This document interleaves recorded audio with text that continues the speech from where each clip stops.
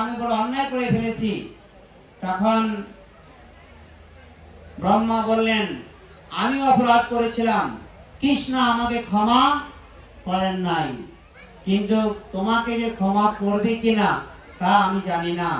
তবে কৃষ্ণের প্রিয় হচ্ছে গাভী মাথা, তুমি সুরভি গাভী নিয়ে বৃন্দাবনে চলে যাও।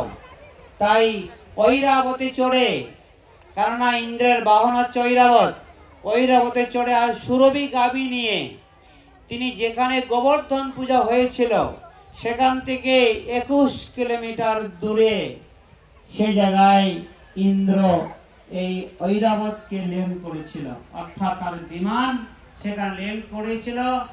আর 21 কিলোমিটার দূরে হামাগুড়ি দিয়ে ত্রাহিমাম ত্রাহিমাম ত্রাহিমাম, চিন্তা করুন, স্বর্গের রাজা ইন্দ্র, স্বর্গের রাজা ভগবানের কাছে অপরাধ করেছে, 21 কিলোমিটার হামাগুড়ি দিয়ে এই গোবর্ধনের এখানে আসলেন।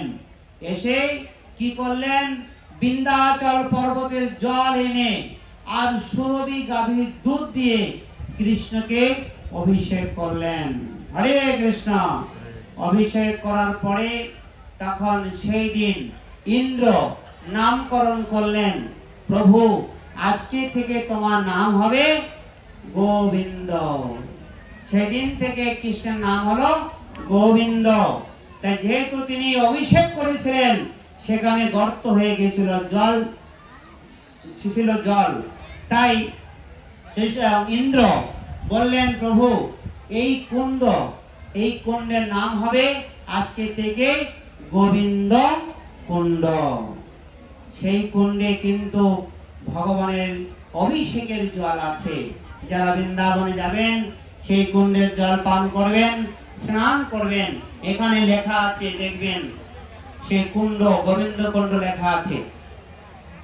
তারপরে ভগবান ইন্দ্রকে ক্ষমা করে দিলেন। কেন জানেন ইন্দ্রকে ক্ষমা করলেন? একদিকে কৃষ্ণের বড় ভাই হয় ইন্দ্র, একদিকে বড় ভাই, আরেক দিকে ক্ষমা করলেন কেন?